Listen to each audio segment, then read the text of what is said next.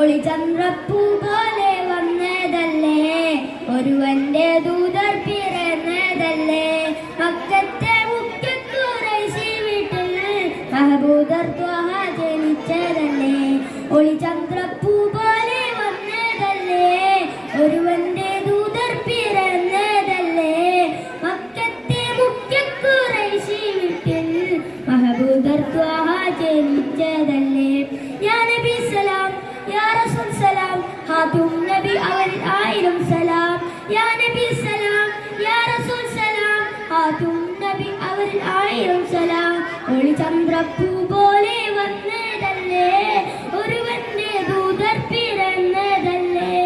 മക്കത്തെ മുഖ്യ ഖുറൈശി വീട്ടിൽ മഹബൂദർ ത്വഹ ജനിച്ചതല്ലേ. ഒളിത്തിണങ്ങിയ മണവിളക്കത് മഹിലും അഴകേ തെളിപകർന്നിടും ഇല്ലതി അവതരിത കനിയേ. ത്വഹ നബിയേ, മലർ ത്വാജ നബിയേ, താരന്ത പ്രദയം തളിർപ്പൂവിന്നഴകേ. ത്വഹ നബിയേ, മലർ ത്വാജ നബിയേ, താരന്ത പ്രദയം തളിർപ്പൂവിന്നഴകേ.